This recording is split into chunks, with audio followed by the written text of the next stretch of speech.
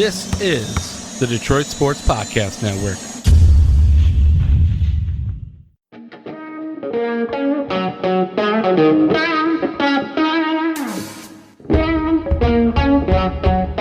The biggest icon in podcasting.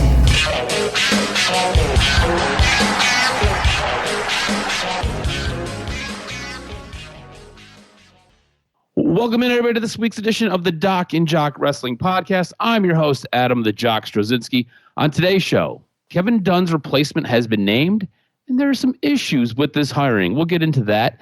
This WWE manager knocked out Chris Jericho. A couple of big-time New Japan Pro Wrestling stars could be signing stateside, but where will they end up? And it's Mania season, so it's Brock season 2. We'll see when he shows up. We've got a lot to break down with WWE, a lot to break down with AEW. We might even touch on TNA. Obviously, there's going to be some correlations with New Japan. Doing it with me, as always, he's the one, he's the only, he is the Doc, John Macaroon. What's up, cuz? Let's go. I'm excited. We had last week off as the Lions were preparing for a big football game at home. Now, man, what a week. Back at it. I'm excited. I love breaking down wrestling. An unfortunate situation for a top WWE star. I thought SmackDown was a show that really capped off kind of a slow week, but I'm glad we got SmackDown because it was like everything kind of built up with Raw, with Dynamite, and then it hit the crescendo with SmackDown, which I really enjoyed. But WWE had a good week. AEW now kind of has turned the corner, establishing some stars. So I'm excited, bro. Let's go. What are we kicking off first? Well, I think we start right where you kind of laid the foundation here. We had Friday, we got news of a major injury. You could tell something was off in the match on Monday night. Seth Rollins dealing with a torn MCL and a partially torn meniscus. And this is all right before. I mean, like, we are a week out from the Royal Rumble. We are just heading into WrestleMania season. This is a devastating injury. Was it a mistake to book Jinder and Seth in a match this close to one of your biggest pay-per-views of the year and the biggest time of the year for WWE? Yeah, it didn't make sense, obviously. I just think that WWE needed somebody to wrestle against Seth Rollins because he's a fighting champion. They might, you know what? It's interesting. Kind of, if you're a fan of poker, you can't be aggressive every single hand that you play. You can't go and make it 4 times the big blind every single hand. There are some times in a tournament where you got to lay low if you got a chip lead. And I think the way it relates to Seth Rollins is the man doesn't need to wrestle every single week. I mean, that means you're going to go through the entire roster because there are not 52 dudes that are worthy of a title shot. And yeah, Jinder's big, and you want to also establish Jinder Mahal. But I felt like kind of the way in which Tony Khan felt, not to the degree in which he said, oh, Jinder's not worthy and he hasn't won.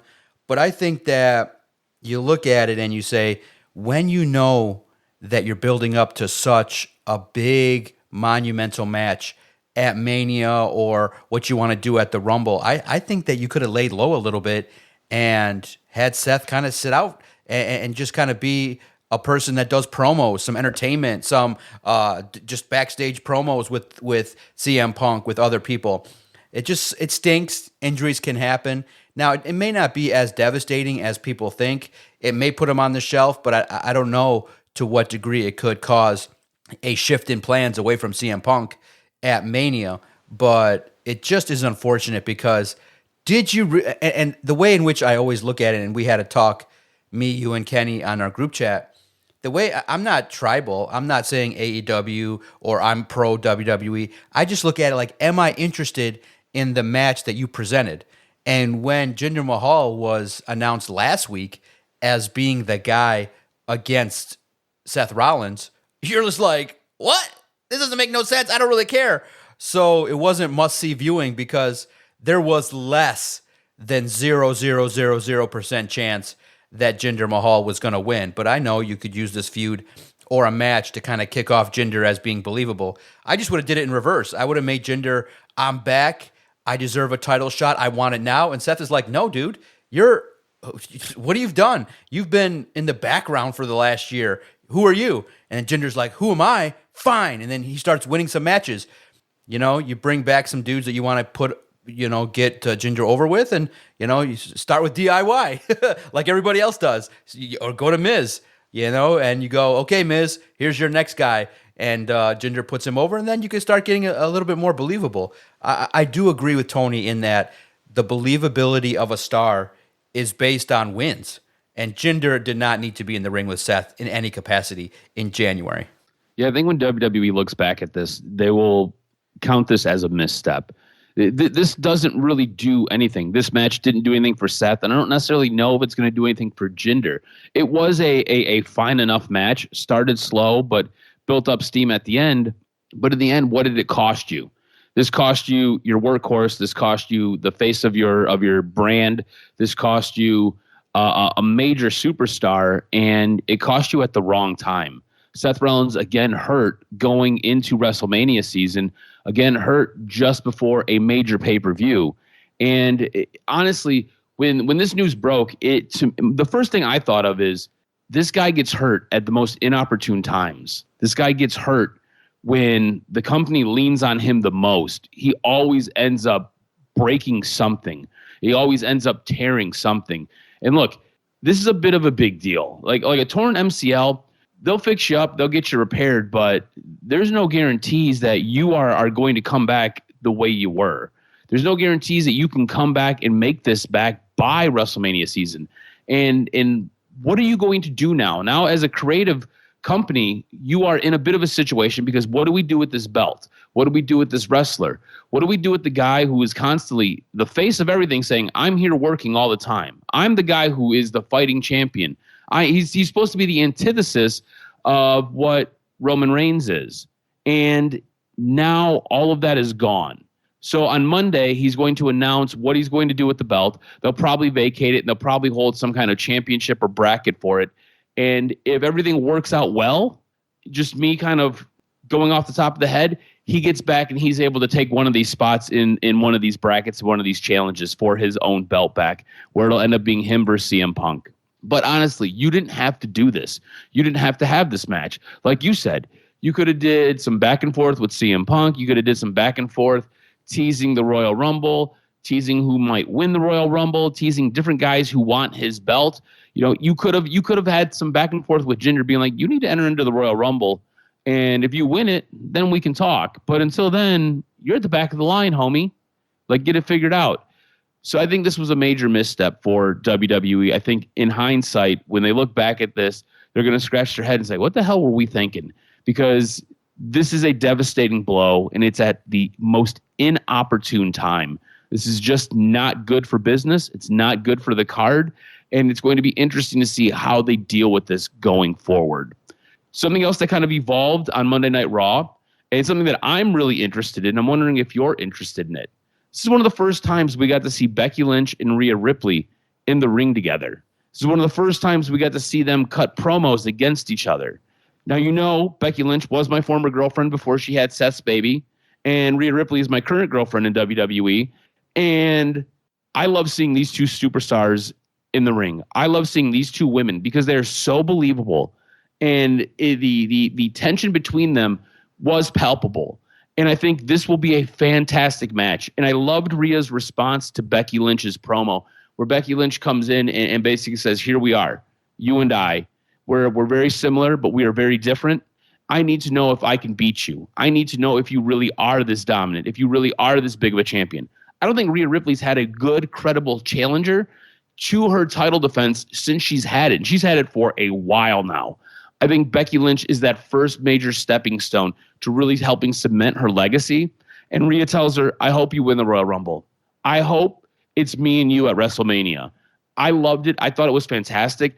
I want to see Rhea Ripley and Becky Lynch. And more importantly, right now, a week out, I want to see Becky Lynch win the Royal Rumble to get to this point where she can challenge Rhea Ripley.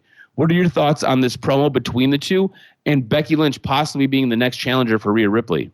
Oh, it was great. It had the feel of a WrestleMania moment, right? I thought that the way in which they played it was perfect. They say, Becky says, I need to know that I can beat you, but I'm not sure right now that I can because you're so dominant.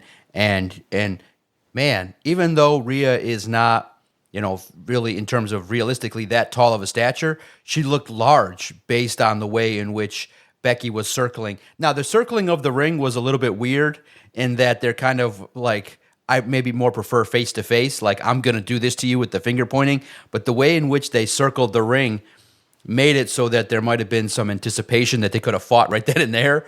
But yeah, it's great. And that's what you do. You build intrigue. You build a feud that people want to see. And oh man, Becky versus Rhea. I think everybody wants to see it. Everybody's invested in it. And I thought both delivered exactly what they needed to. And man, Rhea's a big time champ. Becky's now the up and comer. I like the planting the seed of the doubt. I thought that was maybe the best way for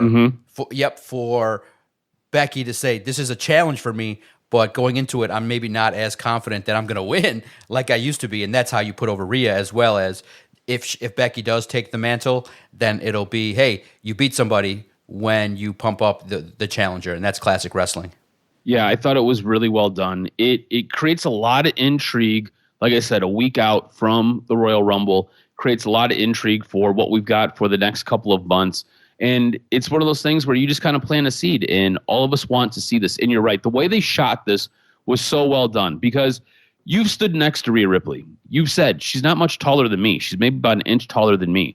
And all that being said, it makes her look so much bigger, makes her look so much dominant, because they filmed Becky Lynch in such a way where Becky Lynch looks like she's about as tall as the average male.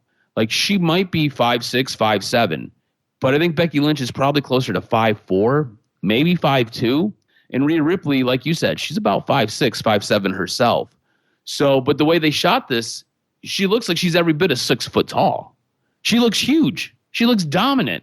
And it was a really good job. It was really well done. The visuals, the promo was well done. Everything was well executed.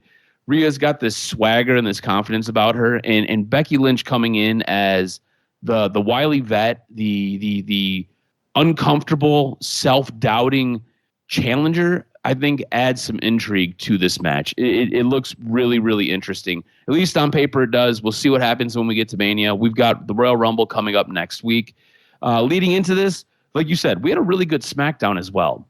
And something that I'm learning, or that I'm enjoying watching SmackDown right now, is Nick Aldis's character. If you're not familiar with Nick Aldis, he was a stud over in NWA. He was a stud in TNA. Nick Aldis has a huge, long career.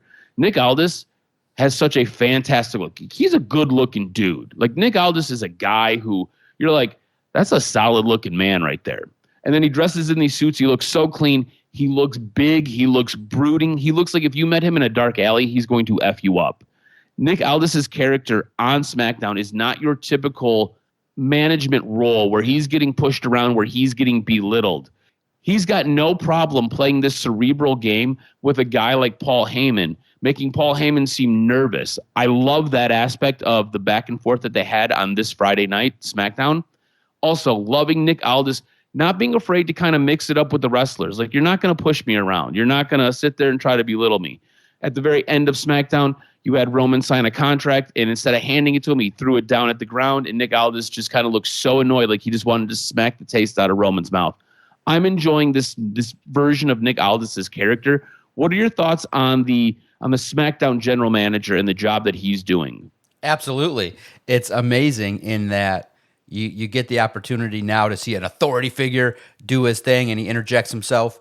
I just have thought that, okay, with LA Knight, with AJ Styles, Randy Orton, and Roman Reigns, maybe somebody was going to have their star dimmed, but my goodness, all of them have gotten their shit over. And I love the fact that that Randy Orton starts SmackDown by saying, I'm going to introduce Roman to some 3 letters that you might not like. And you got Roman back there threatening not to sign the contract. And Nick Aldis is like, well, if you don't sign the contract, then your title will be null and void, vacated.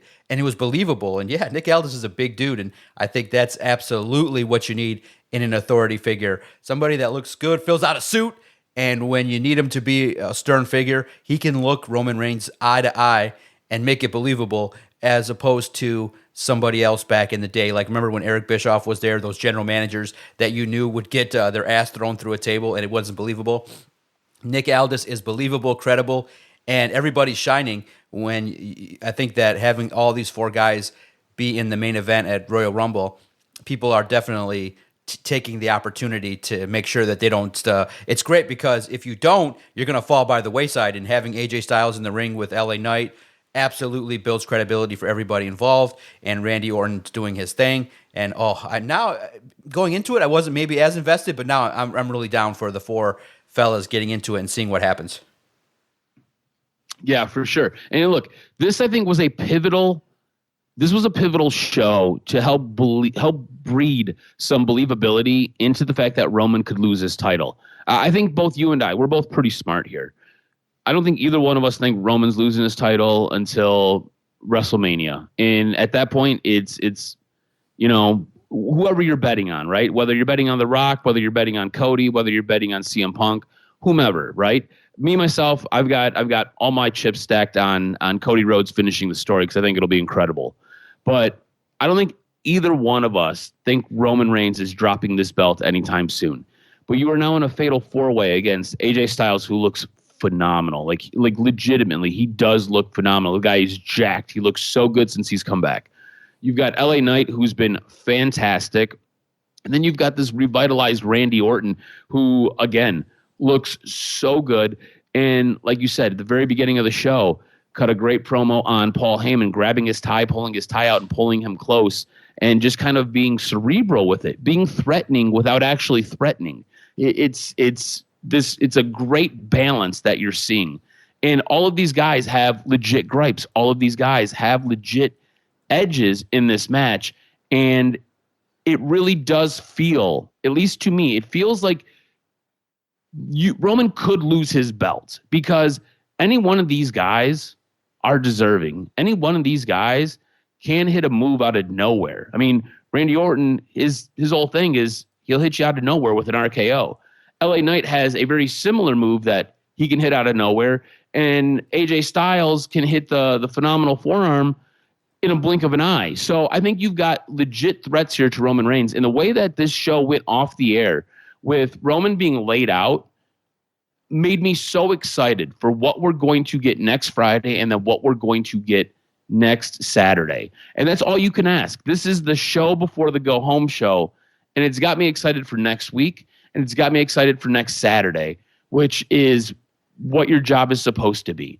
I thought this was a fantastic way to really cap off what was a bit of a sour day on a Friday when the news broke about Seth Rollins, and a fantastic way to cap off a wrestling week where there wasn't a whole lot that really went on. There wasn't a whole lot. I mean, besides Seth's injury, we were kind of scraping the bottom of the barrel. When me and you were talking about coming into the show, I told you, I was like, I'm kind of indifferent. I don't really think a whole lot happened this week going into SmackDown. And you're like, yeah, like we should probably touch on these things. And these were all things that I had already kind of laid out because me and you have a very similar mindset when it comes to wrestling, which is fantastic. But I thought this was a great way to really highlight and cap a fantastic week of wrestling with WWE, specifically with SmackDown, get you involved for what is to come and get you ready for the Royal Rumble, which leads me to this. How ready are you for the Royal Rumble? This is one of our favorite pay-per-views of the year. It is around the corner. We are less than about a week away now. So how excited are you for the Royal Rumble? Oh, absolutely. I'm looking at the schedule. I talked to you beforehand. Oh, we got to chat it up next week some point. We'll find time next week, even if it's before the weekend, to figure it out because the pay-per-view is on Saturday.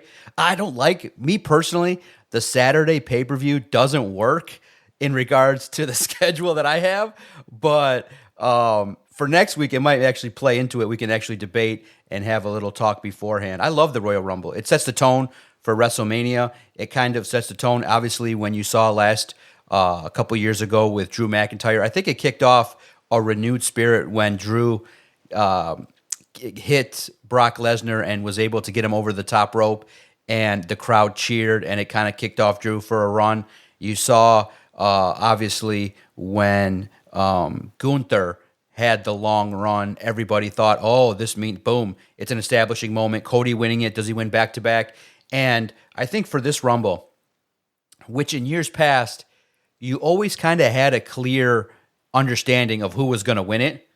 This year, you got so many dudes that are legit threats to win it. 4 people, legit. CM Punk, Cody Rhodes, Drew. You got so many people that could legitimately stand there, and if they won it, you could understand that they're deserving. And it's just great. And I'm really thankful that WWE has done a good job of understanding that, hey, stars are important, and those at the top, especially leading into a Royal Rumble, is super important. And then what they've done, which is a good job, is there's mid-card now that are super intriguing, especially with Logan Paul telling himself that I'm the show now, and Kevin Owens having that basic, hey, you're not a wrestler, you're just a guy kind of situation. So there's so much going on that it makes it really fun. I'm excited for the Rumble this year. Yeah, I'm pumped. It's going to be an interesting show. A whole lot of really good stuff. Like you said, making stars, making characters, making people believable. And I think to transition into AEW, I think we got that on this week's AEW with their main event. How much did Hook elevate himself with this loss against Samoa Joe? Again, Hook, there was a lot of back and forth that went on the week prior with Tony Khan stirring the pot regarding Jinder Mahal and Hook. But Hook comes into this match against Samoa Joe, and at no point did it really feel like he was going to beat Samoa Joe. Just kept taking an ass whipping after an ass whipping after an ass whipping. This is a guy who's 28-1, and Samoa Joe always felt dangerous, always felt in control, always felt like he wasn't going to give up any inch or any little bit of ground to a guy like Hook. But Hook took it, and Hook kept standing up, and Hook kept saying, "Give me more, give me more." This, to me, had the Rocky theme of the underdog in Rocky 1, where Rocky was the underdog, and he just basically gets pummeled. He gets absolutely pummeled in that first match, only to sit there and narrowly lose as he goes to grasp the rope, and it slips out of his hand, and Apollo Creed is able to stand on his feet, and at the 9 count, Rocky falls back down. And that's what this kind of felt to me. It felt like Hook really helped get himself noticed, helped elevate himself up the card from being a lower mid-card guy. Everybody likes Hook, but to me, he's a lower mid-card guy. Helped elevate himself up the card in this loss against Samoa Joe. What were your thoughts on how much Hook helped himself this past week on AEW Dynamite? It's what it's about. Creating stars. Very worthy. And wow, it's tough because now you realize, okay, how does Samoa Joe finish Hook next time should they rematch? Because Hook kicked out of all the moves. So it was real interesting. I thought the 1 count really got Taz excited, and I thought that having the element of Taz being the father of Hook on the commentary was really excellent. I thought that, this is how you do it now. This is how you establish a star is somebody that takes it, and that's what I think Samoa Joe can do, and that's what he brings to the table. What a level of respect that Samoa Joe had by selling. You saw that when if you pay attention to facial expressions, look how Joe looks when Hook kicks out. He's like, "Oh my God, I'm giving this dude everything that I got," and he's coming back. And that's how you build it, and that's how I think you move this forward with Hook moving forward, is that, hey, this guy's a tough SOB, and now you got to establish him in the ring. You got to have him get some wins, and you got to have an opportunity to really get out there and showcase a young star. It's great. That's what wrestling's all about. I love the match. I thought it was great. It kind of built up on a nice Dynamite, and I just was like, okay, this is really what I'm looking for. And now that Samoa Joe is going to have an opportunity, I think he's cementing himself as a champion that you can get behind and at least is credible when he walks to the ring. And now with Hangman and Swerve being challengers, I just think that it builds intrigue into what a champion at AEW represents. And it's perfect. Both Samoa Joe and Hook really did well. And I thought kudos to the booking committee to have it go down this way. Yeah, and look, I think this is something that is really intriguing. I think AEW has done a fantastic job kind of resetting the title picture, resetting the title reign of Samoa Joe, where he's got people, because he's come out and he's basically opened his mouth a couple weeks ago saying, like, if you want the belt, all you got to do is ask. There's no pecking order. There's none of this. You want it, you just got to submit to the committee, and they'll set up the match.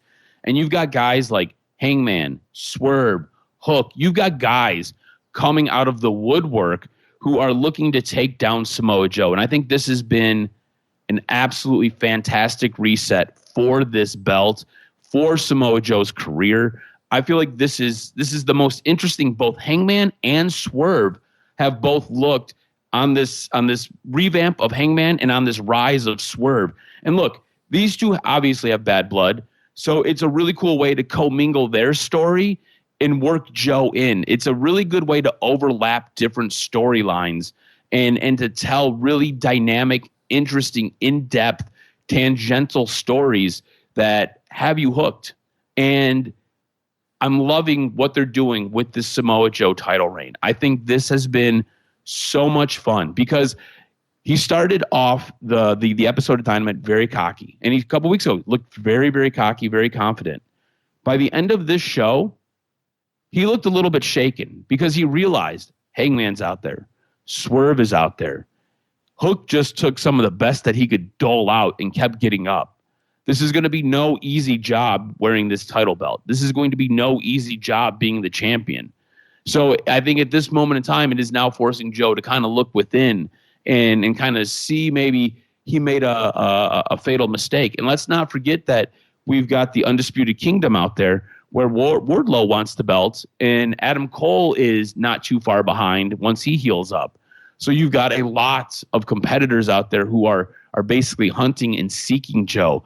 Usually, the champion is hunted by one person. In this case, the champion is being hunted by multiple challengers, and Joe now has to ward them off and fend them off to keep his prized possession.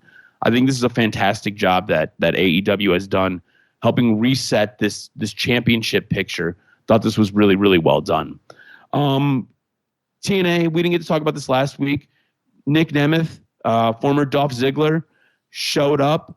Nick Nemeth is now working in TNA. He's doing some stuff with TNA as well as New Japan. Really, really interesting. He's come out. He's talked about possibly joining AEW or possibly joining New Japan when things are all done with his TNA contract. How excited are you to see a guy like Dolph Ziggler finally get a run where he's got some input, he's got some say, and he can be the wrestler that he wants to be? Oh, legit credible. When he ripped off the shirt and had TNA, it looked good on him. And I think that I think these guys got to recognize too, WWE kind of wants you to do that. Like, it's kind of one of those things where you get to a certain point, you don't need to spend 20 years in WWE. Your vision should be you want to be a guy that's at the top. Once, you guys got to remember, one of the biggest pops in WWE history was when Dolph Ziggler cashed in his Money in the Bank. The crowd ate it up. And then he went through this lull where he was basically upper echelon mid-card, but nothing higher. I think at that point, you don't sign another 5 years because then you're just stuck in stuff that he still got over with Bobby Roode and stuff like that. But it just, you got to remember where he came from. He was part of the Spirit Squad. He was this blonde surfer type dude. But in the end, he does have the vision of being a guy that's like Shawn Michaels. Maybe not to the top upper echelon of being a mega star, but I think that he should have left maybe 8 years ago and got himself be the big fish in a small pond, and then you come back like a CM Punk, like a Cody Rhodes, like a Drew McIntyre. I think WWE really, really respects that somebody challenges themselves and not just accepts that they're a guy that's in the lower. Like, similarly, Chris Jericho was supremely offended that his shit was over and he could only be the number 2 match at WrestleMania when the Circle of Friendship was one of the most popular things ever. One of the biggest segments of the year with Kevin Owens. And it didn't hit the radar. So he left, went to New Japan, and now other superstars like Matt Cardona, Nick Nemeth are doing the same thing. And I think if you're a wrestler, you got this window from 28 years old to 40 to be a money-making machine. You got to take advantage. You need to, if you're the Miz should also leave. You know, I know making millions a year is great, but I think that you got to aim for the top. Like, I could not be a mid-card guy and being just a guy that's just out there every week and is sometimes going to win, sometimes going to lose. No, I want to be the guy. I want to be top of the show. I want to be the guy. So I think he's going to love having his time away from WWE and getting some creativity out there and being the big fish in that pond. I think will bode well for Nick Nemeth. I would have went to AEW, but I think that Impact maybe made a nice, healthy offer and gave him some opportunities that he knows he can be at the top. Yeah, I like what he's doing in TNA. I think this is a fantastic opportunity for him to kind of reset a little bit, recalibrate, go to TNA, do some good work, and then maybe boost your offer with a New Japan, maybe boost your offer with an AEW, and then come in and sign a deal and do some stuff there. I think with TNA also, it gives wrestlers a lot of freedom because of their taping schedule, because of how they video and they put things together. It's not necessarily a week-by-week thing. They'll normally tape 3 or 4 episodes in a row, and so he wants to do his comedy thing. He wants to do some acting. This gives him the ability and the flexibility to go out and do those things. So I think it was smart for him to go to TNA. Gets him out there. TNA is doing a lot of really, really good things. We say this all the time on this show, but they really, really are. And this rebrand of TNA from Impact to TNA is going to be a lot of fun. And I think this gives him the flexibility that he needs right now in his career to do what it is that he wants to do. It'll be interesting to see where he lands, whether it's AEW, whether it's New Japan. Right now it's TNA, and he's doing a lot of good things. What was your show of the week this week? For me, it was SmackDown. I thought it was well put together, had the best stars, biggest intrigue. You have the biggest potential threat to Roman Reigns and Randy Orton getting off a surprise RKO. I loved it. Top to bottom, I thought SmackDown was the show of the week. Yeah, I agree with you. I think SmackDown was fantastic. Out of all of the shows that we watched this week, I think SmackDown's hands down was the best. You ready for some news and notes? Hit me with this week's professional wrestling news and notes. What made your list? So Kevin Dunn's replacement has been named in WWE. In a press release on January 9th, WWE announced the hiring of Lee Fittings as head of media and production for the company. In the press release, WWE President Nick Khan wrote the following: Lee is a phenomenal leader and executive known for work that generates both critical acclaim and mass appeal. Lee will be a tremendous addition to our stellar media and production team and play a key role in helping catapult WWE's growth. Fitting worked for ESPN for more than 25 years before being let go in August of 2023. His job title with ESPN was Senior Vice President of Production, where he oversaw production for Monday Night Football, College Game Day, the College Football Playoffs, and more. Now, a recent report has shed some light on why Fitting was let go from ESPN, and another states that he was not the first choice for Dunn's replacement. According to a report by The Athletic published on January 11th of 2024, ESPN has reportedly been caught creating fake names for Emmy Award consideration in a long-running scheme. The use of made-up names was to secure awards for on-air talent who would have not been eligible to win under the rules of the National Academy of Television Arts and Science. The Athletic notes that Shelley Smith, an on-air reporter for ESPN, has been contacted by Stephanie Drewley, the head of the studio and events production at ESPN, advising her that she would have to return 2 Emmys that she had won a decade ago. Smith would be one of a number of names prohibited by the NATAS for double dipping, whereby an on-air talent was not able to be included in the list for an outstanding weekly show nomination. Hosts could win individual awards, as The Athletic notes, for categories such as outstanding host or studio analyst, but not be credited for the show itself. It goes further to say that the request of many ESPN made of some of their brightest stars in 2023 after the NATASA uncovered a scheme that was the networks used to acquire more than 30 Emmys for on-air talents ineligible to receive them. In a report by the New York Post on January 11th, Fitting was named with his somewhat mysterious dismissal from ESPN in August last year being noted. New York Post columnist Andrew Marchand also confirmed that he was told that the scheme was a factor in Fitting's dismissal. The Athletic noted that with his time at ESPN, Fitting was able to turn College Game Day into a cultural phenomenon and a revenue machine, leading to 8 Emmys for Outstanding Weekly Show between 2008 and 2018. Per The Athletic, Fitting is no longer eligible for future Emmy Award nominations as part of his former employer's punishment. Recently, it was reported that personnel in WWE was hoping the company would rehire Mike Mansory, who was recently hired as AEW Senior Vice President and co-executive producer in December of 2022. This WWE manager knocked out Chris Jericho. There is a story going around of Jericho getting KO'd on his own wrestling cruise ship by a former WWE champion. Cassidy Haynes of Body Slam would add some detail to the story, reporting, I asked around about the incident on the Jericho cruise, and sources were able to confirm the story to me as well as the identity of the person involved. The incident took place during Chris Jericho's Rock and Wrestling Rager at Sea Part 2, second wave, back in January of 2020.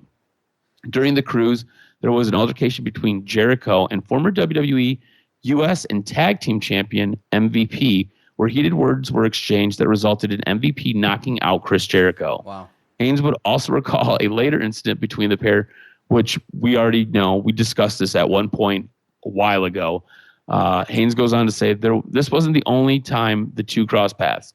A source also confirmed incident that took place a year or two after the cruise, this time in a hotel lobby. The story was told to me that the two once again engaged in a heated exchange, which led to Jericho hurrying to the elevator and a door closing saying, I don't fight jobbers. I do remember this incident. I remember us talking about it. Yep. I believe we reported on it a year or so ago. So it seems like some drama might be Chris Jericho's middle name lately. This could bring a big-time New Japan star sign. Let's start over.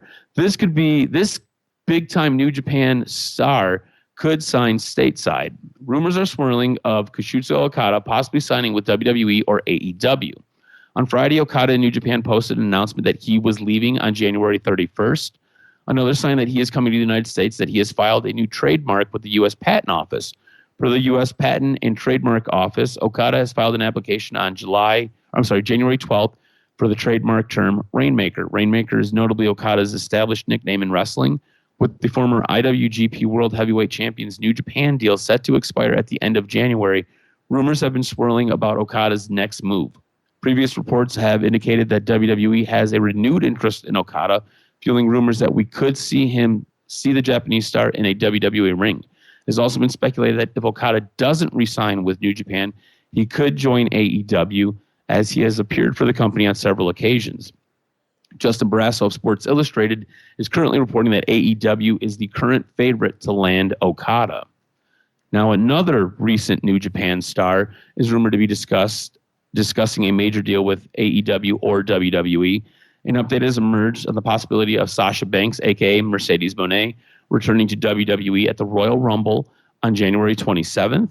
It seems we're getting close to the decision time for Banks, as both WWE and AEW have been hoping to sign her for months now. It seems a WWE return was on, but things reportedly fell through, and AEW is now the favorite to land her signature. However, there are people in WWE who still believe there's a chance Sasha Banks could be back even as soon as the Royal Rumble. She was supposed to have an extended run with New Japan. Things fell through there, and she has now turned her focus to WWE and AEW.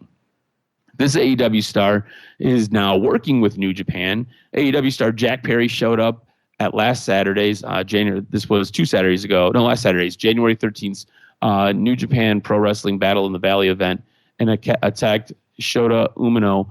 Perry tore up what appeared to be his AEW contract in the ring and then donned a black armband that read Scapegoat. We last saw Jack Perry in AEW, where he was scrapping it out with CM Punk, who was fired from AEW and then rehired by WWE. And finally, it's Mania season, so it's Brock season 2. It becomes as predictable as birds flying south for the winter. When WrestleMania is in sight, so is Brock Lesnar. And according to Dave Meltzer, we could see him very soon. On Wrestling Observer Radio, Meltzer said, at any time, yes, maybe next week. I think this would not be the week to have Brock Lesnar return, given that this might be one of the lower-rated shows, considering they went against the football games and the Emmy Awards. So if he's going to return for the Rumble, next week would be the week.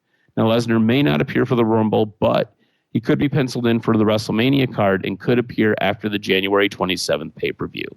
That's going to do it for this week's wrestling news and notes. Yes, sir. Make sure you follow Adam on Twitter at AdamRStroz. Follow the network at Detroit Podcast. big weeks ahead for the world of professional wrestling. It's going to set the tone. Who's going to get the push in WWE?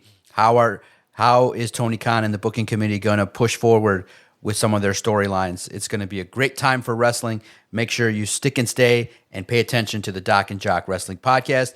Anywhere that you listen to your favorite audio content, just type in Detroit Sports Podcast and our content will find you. Can't wait to break down the Royal Rumble and to see how these go-home shows shake out. We'll get an update Monday on the state of Seth Rollins. What's he going to say? Is he going to relinquish the title right there on Monday night?